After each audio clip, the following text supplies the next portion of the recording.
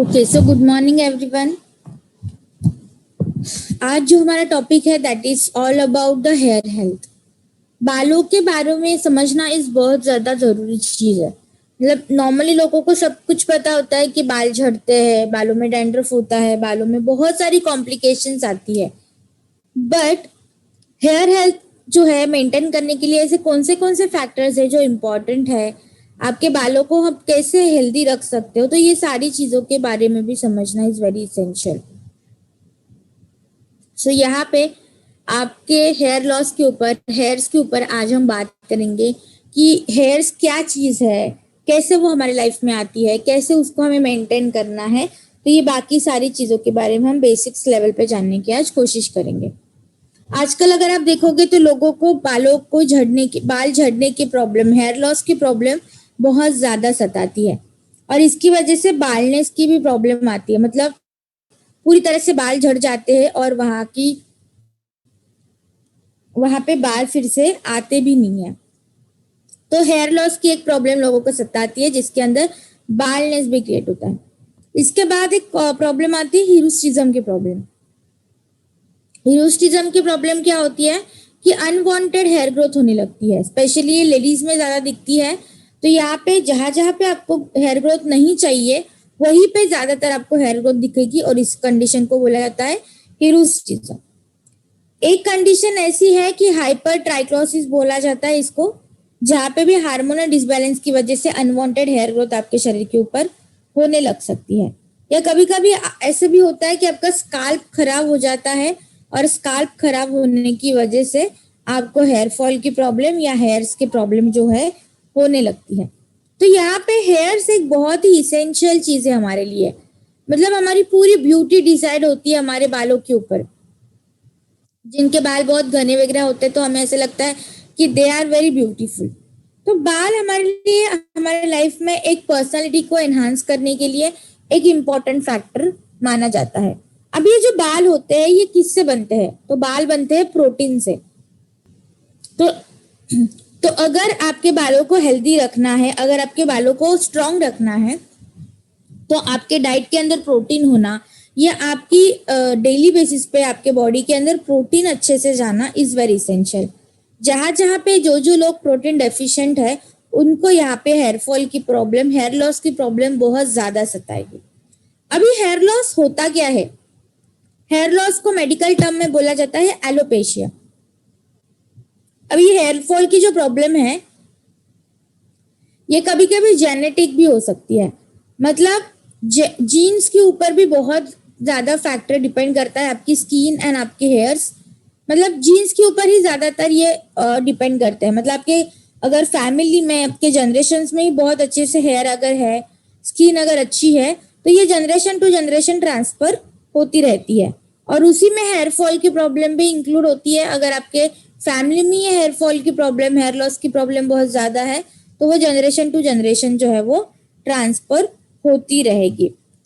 Hair fall होने के लिए और एक दूसरा जो कारण, जो रीजन इन्वॉल्व होता है वो है आपका स्काल्प। आपकी जो सर की त्वचा होती है, स्किन होती है, ये एक इम्पॉर्टेंट फैक्टर होती है आपके हेयर लॉस का है। इसमें अगर कोई इन्फेक्शन हुआ है, इसमें अगर कोई बैक्टीरियल ग्रोथ हो रही है, यहाँ पे अगर फंगल इन्फेक्शन बहुत ज्यादा है तो यहाँ पे आपको हेयर फॉल की प्रॉब्लम हो सकती है। अभी हेयर फॉल के लिए आपको एक चीज पता होना इज वेरी इसेंशियल, जो है नॉर्मली हमारे बॉडी से जो है 15 to 100 हेयर्स ऐसे निकलते हैं। 50 से 100 बाल जो है हमारे बॉडी के ऊपर से, हमारे सर के ऊपर से ऐसे ही निकलते हैं। और ये जो है ये नेचुरल है। मतलब ऐसे कोई भी नहीं इंसान यहाँ पे कि जहाँ पे जिनको जीरो हेयर फॉल होगा। मतलब ये पॉसिबल ही नहीं है कि आपके बाल कभी झड़े ही ना। आपके दिन भर में 50 से 100 बाल तो ऐसे ही निकल जाते हैं, क्योंकि आपके बाल जो है वो बढ़ते हैं, नए आते हैं, उगते हैं। आपकी बालों की जो कोशिकाएं होती है वो हर 7 दिन में चेंज होती है। तो यहाँ पे थोड़ा बहुत तो आपको हेयर फॉल दिखाई देगा ही देगा। तो ये चीज भी आपको समझना जरूरी है कि 50 से 100 बाल तो आपके रोज बाल गिरेंगे ही गिरेंगे। और कभी कभार ये भी होता है कि ये नोटिस नहीं होता, पर बाल आपके जरूर रोजाना 50 से 100 बार, 100 जो बाल है वो गिरते ही गिरते हैं। ये नोटिस नहीं होता, इसके कारण आपने बहुत सारे लोगों के मुंह से सुना होगा कि हमारा तो बिल्कुल भी हेयर फॉल नहीं होता। So it is not possible कि आपका बिल्कुल भी हेयर फॉल ना हो। तो थोड़ा बहुत तो हेयर फॉल आपका होता ही होता है, बिकॉज इट्स नेचुरल, क्योंकि हमारे शरीर के अंदर हर जो है मैकेनिज्म अपडेट होते रहते हैं, और जो पुराने जो चीजें होती है वो निकल जाती है और नई चीजें जो है आना शुरू हो जाती है। अभी यहाँ पे it is impossible to count, मतलब यहाँ पे आपके दिन भर में कितने बाल झड़ रहे हैं ये आप काउंट नहीं कर सकते।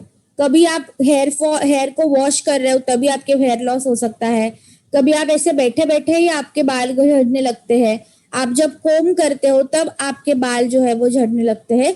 तो आपको इजीली वो नोटिस नहीं होता जब आपके बाल झड़ते हैं। बट अगर एकदम से वॉल्यूम कम हो गया बालों का, या आपके बाल पतले हो गए, तो उससे समझ में आता है कि आपके बालों में कुछ ना कुछ तो प्रॉब्लम शुरू हो गई है। मतलब नॉर्मली जब छोटी प्रॉब्लम होती है बालों में, तब हमारे बालों की प्रॉब्लम हम नोटिस नहीं कर पाते हैं। बालों की प्रॉब्लम कब हम नोटिस करते हैं? जब वो प्रॉब्लम थोड़ी सी सीवियर लेवल पे चली जाती है, क्रिटिकल लेवल पे चली जाती है। अभी ये हेयर लॉस जो होता है मैम, ये किस वजह से होता है? तो हेयर फॉल होने के कारण आपके पता होने जरूरी है। अगर आपको ये कारण पता हो गया ना, आप आसानी से आपके हेयर लॉस को मैनेज कर सकते हो। जब तक आपको कारण नहीं पता चलेंगे तब तक आप कंफ्यूजन में ही रहेंगे। आपको ऐसे लगेगा कि कुछ ना कुछ तो कमी है इसलिए ये हो रहा है। अभी हेयर लॉस होने के लिए there are multiple reasons involve. पहला है आपके हार्मोनल चेंजेस। अब ये लेडीज में भी हो सकता है, ये जेंट्स में भी हो सकता है, दोनों में हार्मोन्स के चेंजेस होते रहते हैं।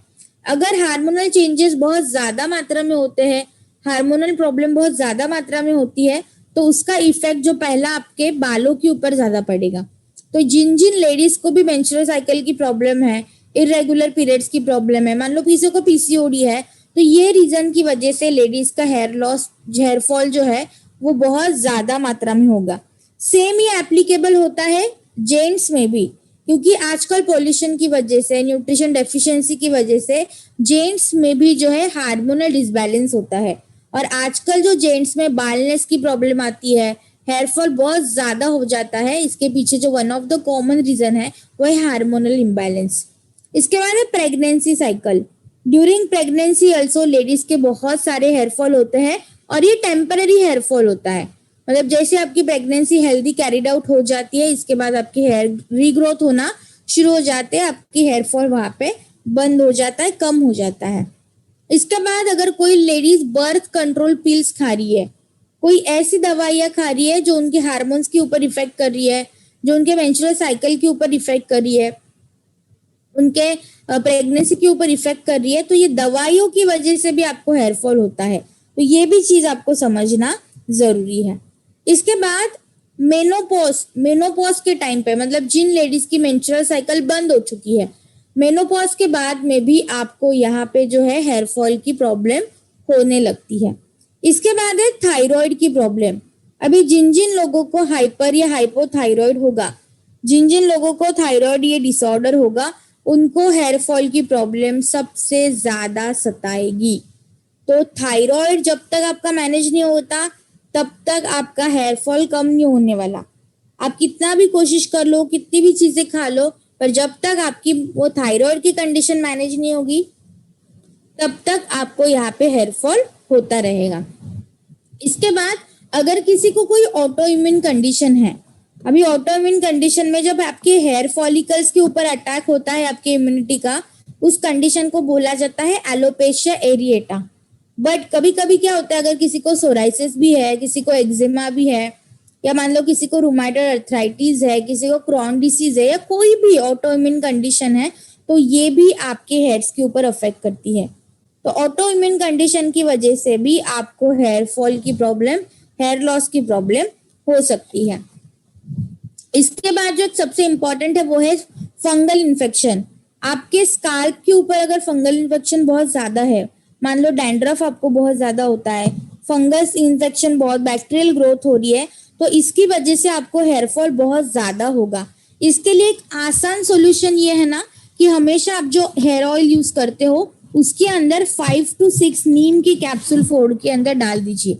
या तो डायरेक्टली अगर आपको लगता है कि डैंड्रफ बहुत ज्यादा है, वो कम नहीं हो रहा है, आप डायरेक्टली नीम ऑयल जो है वो खोल के आप आपके स्काल्प के ऊपर लगा सकते हो। तो आपके डैंड्रफ को इंस्टेंटली मैनेज करने के लिए यहाँ पे ये नीम ऑयल मदद करता है, क्योंकि नीम के पास एंटी माइक्रोबियल प्रॉपर्टी है, एंटी बैक्टीरियल प्रॉपर्टी है और एंटी फंगल प्रॉपर्टी है। तो आपके हेयर फॉल को तो वो कंट्रोल करेगा ही करेगा, पर साथ ही साथ आपके फंगल जो आपका फंगल इन्फेक्शन मतलब डैंड्रफ की जो प्रॉब्लम है इसको भी कम करने के लिए आपको मदद करेगा। जो भी लोगों को बालों में बहुत ज्यादा खुजली आती है, बहुत ज्यादा ईचिंग होने लगती है, उनके लिए भी ये सॉल्यूशन बहुत ज्यादा काम करता है। इसके बाद अगर आप कोई कैंसर पेशेंट हो, आपकी कोई कैंसर की दवाइयाँ शुरू है, तो इसकी वजह से भी आपका हेयर फॉल हो सकता है। तो जब तक आपकी कैंसर की दवाइयाँ बंद नहीं होती, जब तक आपका कैंसर मैनेज नहीं होता, तब तक आपको यहाँ पे हेयर फॉल होता रहेगा और उसके लिए आप कुछ नहीं कर सकते। आप कितनी भी कोशिश कर लो वो हेयर फॉल कम होने वाला नहीं है, बिकॉज वो चीज किसकी वजह से हो रही है, तो वो डिसीज की वजह से हो रही है। इसके बाद हाई ब्लड प्रेशर, जिनको भी हाई बीपी की प्रॉब्लम है ना, उनको हेयर फॉल बहुत ज्यादा सताएगा। अर्थराइटिस की प्रॉब्लम, जिनके जोड़ों में बहुत दर्द होता है, अर्थराइटिस की प्रॉब्लम है, तो उनको भी हेयर फॉल बहुत ज्यादा होगा।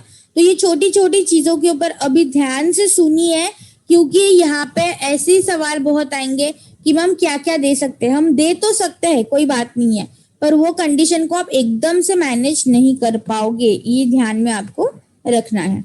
इसके बाद डिप्रेशन, जो लोग ज्यादा स्ट्रेस लेते हैं, ज्यादा डिप्रेशन में होते हैं, उनको हेयर फॉल बहुत ज्यादा होता है। इसलिए हैप्पी रहा कीजिए, स्ट्रेस फ्री रहा कीजिए, मेंटली बैलेंस रहिए, ताकि ये हेयर फॉल की प्रॉब्लम आपको ना हो। इसके बाद जो है, अगर आपका वेट लॉस हो रहा है बहुत ज्यादा कुछ कारण की वजह से, या कभी कभी ऐसे होता है कि हमारा वजन जल्दी जल्दी से घटने लगता है, तो वेट लॉस जो है वो भी आपको हेयर फॉल करा सकता है। तो अगर आप वेट लॉस हो रहा है आपके बॉडी का, तो उसकी वजह से भी आपको यहाँ पे हेयर फॉल हो सकता है।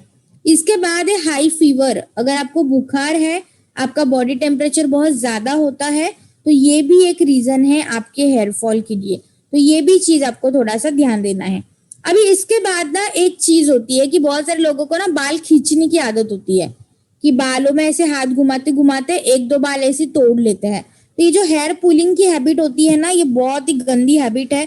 जिन जिन लोगों को ये हैबिट है, तुरंत इसको बंद कीजिए, क्योंकि ये पूरे आपके ब्रेन के ऊपर इफेक्ट करेगी। तो बालों को कभी भी खींचना नहीं है। बालों को जितना आप खींचोगे, उसको तोड़ोगे आप आपके हाथों से, उतना आपको हेयर फॉल, हेयर लॉस ज्यादा महसूस होगा। इसके बाद आप जो हेयर ट्रीटमेंट कराते हो, जैसे कि मान लो किसी ने स्मूथनिंग की है, किसी ने स्ट्रेटनिंग की है, मान लो किसी ने बहुत सारे ऐसे कलरिंग की है हेयर्स की, तो ये जो इसके अंदर जो केमिकल यूज होते हैं, ये जरूर आपको स्टाइलिंग देते हैं, पर ये केमिकल हेयर लॉस भी बहुत कराते हैं, हेयर फॉल भी कराते हैं। तो यहाँ पे आपको थोड़ी चीज समझना जरूरी है कि अगर आपने ऐसे कोई स्टाइलिंग की है, तो इसकी वजह से भी आपका हेयर फॉल एक्सट्रीम लेवल पे हो सकता है। तो स्टाइलिंग करते वक्त भी थोड़ा सा ध्यान पूरे प्रिकॉशन के साथ कीजिए। एक चीज हमेशा ध्यान रखिए, बाल जब आप धोते हो, ये जेंट्स के लिए भी लागू है, ये लेडीज के लिए भी लागू है। जब आप बाल धोते हो, तो नॉर्मली हमारी इंडियन लेडीज को या इंडियंस को आदत ये होती है कि हम उसको टॉवेल ऐसे डाल के बालों के ऊपर 4-5 घंटा ऐसे रख देते हैं। जब तक हमारा खाना नहीं होता, काम नहीं होता, तब तक वो बाल जो है वो कपड़े के अंदर ही रहते हैं। तो ये आदत भी आपको हेयर फॉल करा सकती है, क्योंकि जब आप कोई कपड़ा उसको बांधते हो, तो बहुत ज्यादा उसको टाइट बांधते हो आप। तो जब बाल आप धोते हो, तो वैसे ही आपके जो बालों के रूट्स होते हैं वो कमजोर हो जाते हैं, और उसके बाद अगर आपने टाइट कोई फिटिंग बालों को कर दी, तो वो रूट्स कमजोर होने के कारण बाल जो है वहां से टूटने लगते हैं, बिखरने लगते हैं, और उसकी वजह से हेयर लॉस होता है। इसलिए जब भी बाल आप सुखाते हो, बाल जब आप धोते हो, उसको अच्छे से सुखाइए, ड्राई कीजिए, और उसको ओपन रखिए, उसको बांध के मत रखिए। जितना बांध के रखोगे ना, उतना डैंड्रफ भी ज्यादा क्रिएट होगा, और साथ में आपको हेयर फॉल भी ज्यादा होगा। इसके बाद जो जो लोगों के डाइट के अंदर प्रोटीन, आयरन, ये इसकी कमी है, प्रोटीन और आयरन की अगर आपको डेफिशिएंसी है, तो ये दो न्यूट्रिएंट डेफिशिएंसी वजह से भी आपके शरीर के अंदर हेयर फॉल या बालों की प्रॉब्लम जो है वो आ सकती है। तो आपको न्यूट्रिएंट प्रोफिशिएंट होना भी बहुत ज्यादा जरूरी है ताकि आप अच्छे से आपके हेयर के हेल्थ को मैनेज कर सको।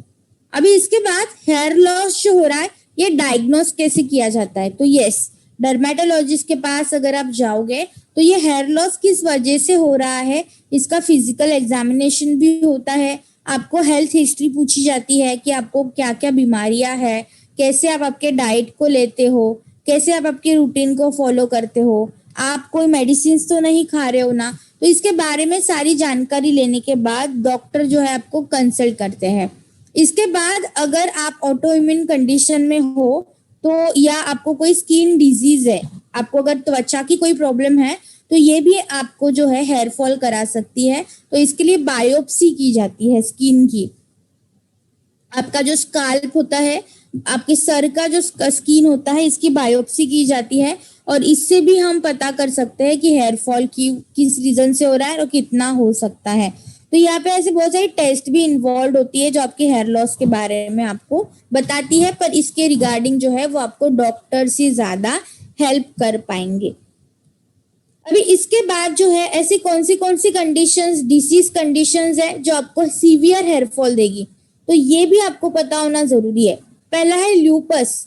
ल्यूपस एक ऑटोइम्यून डिसीज है। तो ये ल्यूपस एक ऑटोइम्यून डिसीज है जिसके अंदर आपको हेयर लॉस बहुत ज्यादा सताएगा। तो जहाँ पे जितने भी लोग यहाँ पे ल्यूपस से सफर कर रहे हैं उनको हेयर फॉल बहुत ज्यादा होगा।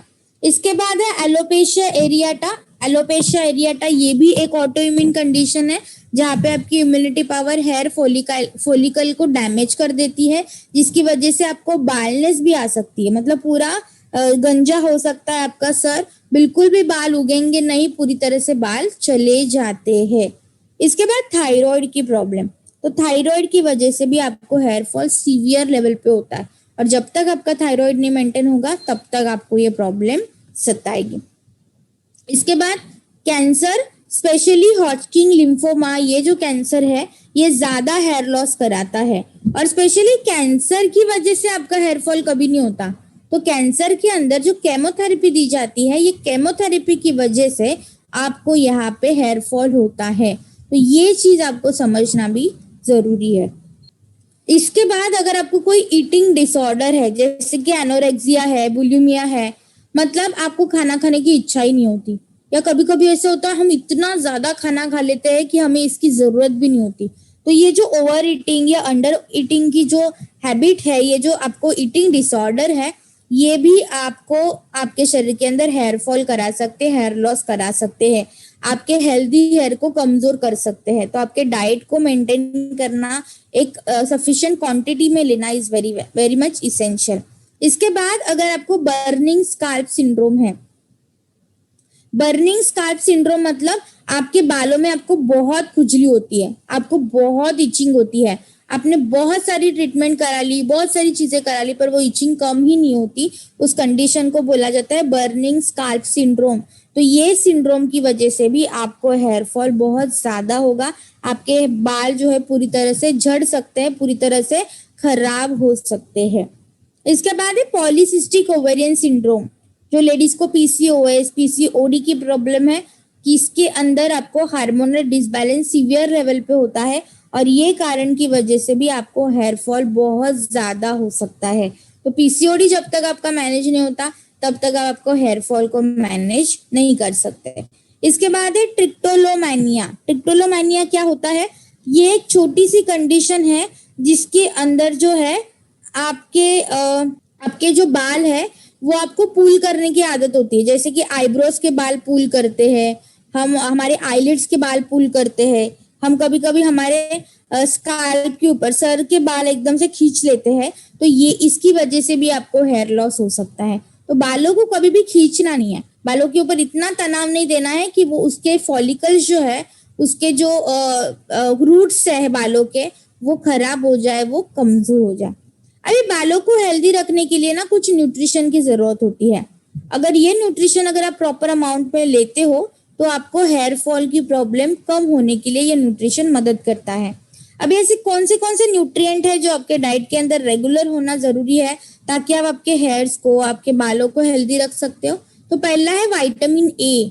विटामिन ए ये सबसे एक इम्पॉर्टेंट न्यूट्रिएंट है, क्योंकि आपके बालों की ग्रोथ करने के लिए विटामिन ए की जरूरत होती है।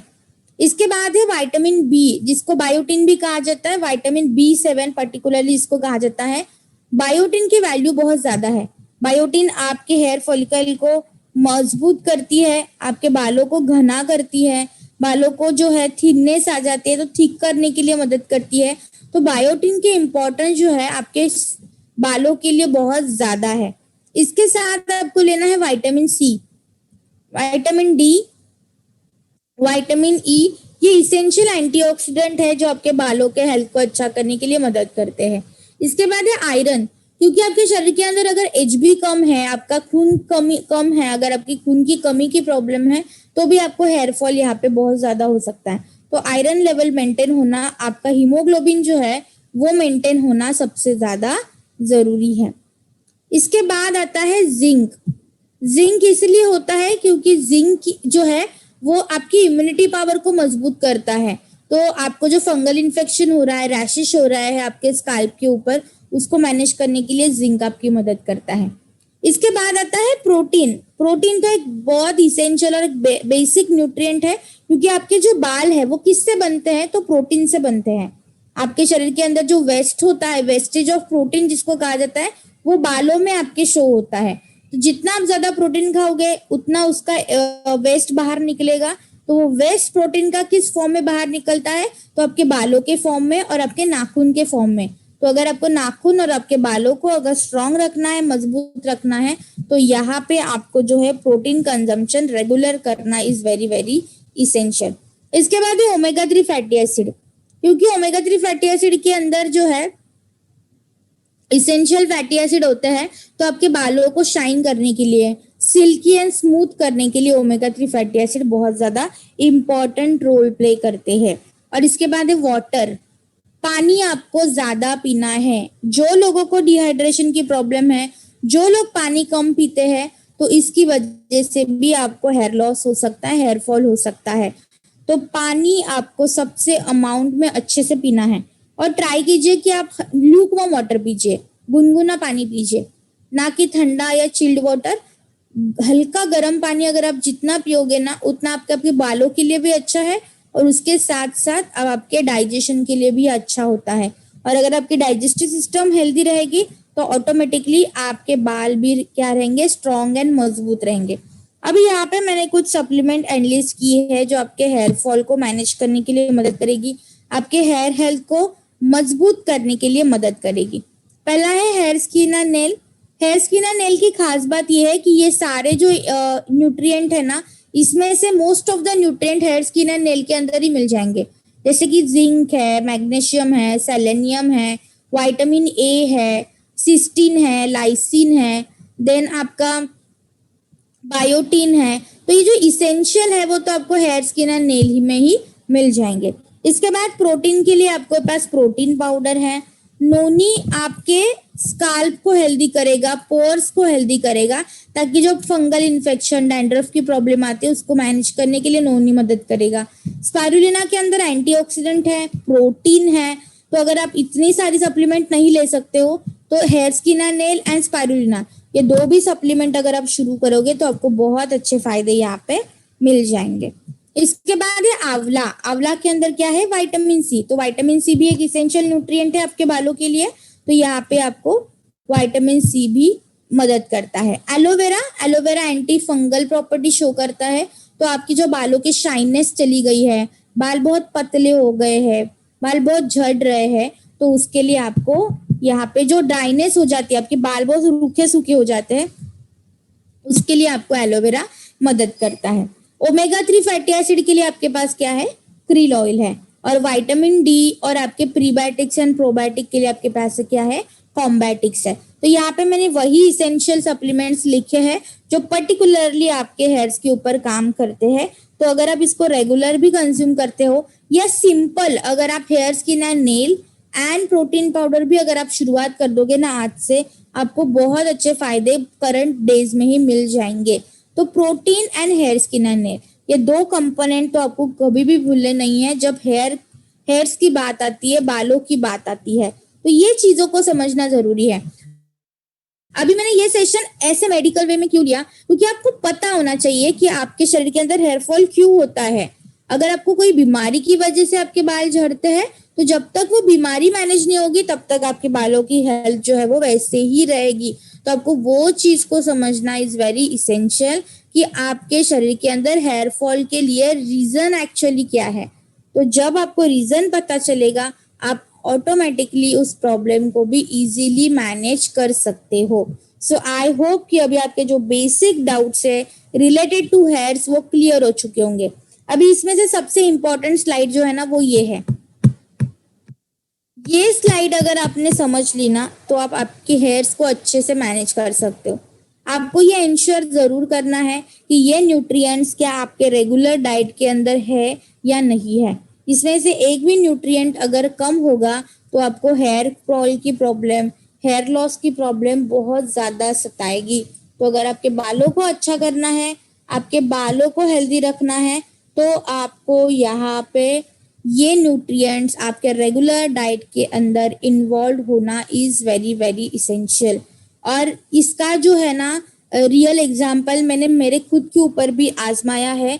I never forget my protein, I never forget my sea buckthorn, I never forget my krill oil, because मुझे मेरे बालों के ऊपर बहुत ज्यादा प्यार है। तो हर एक लेडी का, हर एक जेंट्स का सपना होता है कि उनके हेयर्स बहुत अच्छे रहे, घने रहे, सिल्क एंड स्मूथ रहे। तो उसके लिए न्यूट्रिशन भी जरूरी है और इक्वली जो है हाइजीन को भी मेंटेन करना है। तो बालों को अच्छे से वॉश भी कीजिए, ऑयलिंग भी करते रहिए, क्योंकि ये भी उतना ही इक्वली इम्पॉर्टेंट है, राइट। इंटरनली तो आप न्यूट्रिशन दे रहे हो, पर एक्सटर्नली भी इसको मैनेज करना जरूरी है। अभी व्हाइट हेयर्स की प्रॉब्लम जो है ना, बाल सफेद होने की जो प्रॉब्लम है, इसके लिए मल्टीपल रीजन इन्वॉल्व होते हैं। अगर आपको कम उम्र में ही आपके बाल सफेद हो रहे हैं और बहुत ज्यादा मात्रा में सफेद हो रहे हैं, तो आपके वहां पे एक डिसीज कंडीशन है। विटिलिगो की वजह से आपके बाल सफेद हो सकते हैं। आईब्रोज के बाल सफेद होना, आईलिड्स के बाल सफेद होना, तो ये विटिलिगो की वजह से भी हो सकता है। तो उसको हम कुछ नहीं कर सकते because it's auto immune condition. दूसरा, अगर आपके शरीर के अंदर ये न्यूट्रिशन डेफिशिएंसी है, जो मैं अभी स्क्रीन के ऊपर आपके सामने प्ले किया है मैंने, अगर ये न्यूट्रिशन अगर आपके डाइट के अंदर नहीं है तो भी आपके बाल सफेद हो सकते हैं। तो ये न्यूट्रिशन बहुत इंपॉर्टेंट है आपके बालों को हेल्दी करने के लिए, राइट। तो इंटरनली लेना है और एक्सटर्नली क्या क्या करना है। तो एक टिप आप हमेशा ध्यान रखिए कि जेंट्स को रेगुलर बाल जो है वॉश करने हैं। जो जेंट्स है वो रेगुलर बालों को वॉश करेंगे, और जो लेडीज है वो हफ्ते में 3 बार बालों को वॉश करेंगे। लेडीज के लिए दिन में हफ्ते में आपको 3 बार वॉश करना है, और जेंट्स रेगुलर हेयर वॉश करेंगे। तो ये चीज आपको थोड़ा सा ध्यान रखना है कि जितना इंटरनली आप न्यूट्रिशन ले रहे हो, पर एक्सटर्नली भी आपको हाइजीन मेंटेन करना है। ऑयलिंग हफ्ते में 1 या 2 बार तो एटलीस्ट कम से कम किया कीजिए। और ऑयल करते वक्त ना, जब अगर आप 1 कटोरी ऑयल लेते हो तो उसके अंदर 5 to 6 ना नीम की कैप्सूल फोड़ के डाल दीजिए और आपके स्काल्प के ऊपर मसाज कीजिए उसका। आपको बहुत अच्छे फायदे मिलेंगे, बिकॉज ये एक्सरसाइज जो है ना, ये मैं खुद फॉलो करती हूँ। दैट्स वाई मैं इतनी कॉन्फिडेंस के साथ में आपको बताती हूँ कि जो डैंड्रफ की प्रॉब्लम होती है, या बाल एकदम से रूखे सूखे होते हैं, या स्काल्प एकदम ड्राई हो जाता है ना, उसके लिए ये बहुत मदद करेगा। ऑयल को हल्का गर्म कीजिए, उसके अंदर नीम कैप्सूल डाल दीजिए। अगर आपके घर में लहसुन वगैरह है या कड़ी पत्ता, करी लीव्स जिसको बोलते हैं, वो अगर है तो वो भी आप उसके अंदर गर्म करते वक्त डाल सकते हो, और वो ऑयल का मसाज कीजिए आपके बालों के ऊपर। देखो आपको बहुत अच्छा फील भी होगा, मतलब मेंटली भी आप बहुत रिलैक्स फील करते हो, और आपके हेयर फॉल के प्रॉब्लम को और आपके जो डैंड्रफ की स्पेशली प्रॉब्लम है उसको कम करने के लिए आपको मदद मिलेगी, राइट। तो बालों के लिए यस, शैम्पू से वॉश कीजिए बाल, साबुन से वॉश मत कीजिए। हेयर ऑयल आप कोई भी यूज कर सकते हैं, आपका वेस्टिज का भी यूज कर सकते हैं, इसमें कोई रेस्ट्रिक्शन नहीं है, राइट। तो बाल धोते वक्त साबुन का इस्तेमाल मत कीजिए। मैं हमेशा आपको ना पीएच की बात बताती हूँ। मोस्ट ऑफ लोगों ने ना आपको पीएच के बारे में सुना होगा आपने। तो आप जब साबुन इस्तेमाल करते हो आपके बालों के ऊपर, तो आपके बालों का पीएच डिस्टर्ब हो जाता है, और इसकी वजह से भी आपका हेयर फॉल हो सकता है। तो बालों के लिए हमेशा शैम्पू इस्तेमाल कीजिए। और शैम्पू इस्तेमाल करने के बाद अच्छे से उसको वॉश कीजिए, उसका फोम जो है अच्छे से फॉर्म कीजिए। अदरवाइज शैम्पू अगर फंस गया बालों के अंदर तो भी आपका हेयर फॉल हो सकता है। तो बाल अच्छे से क्लीन होना भी externally is very very important, right.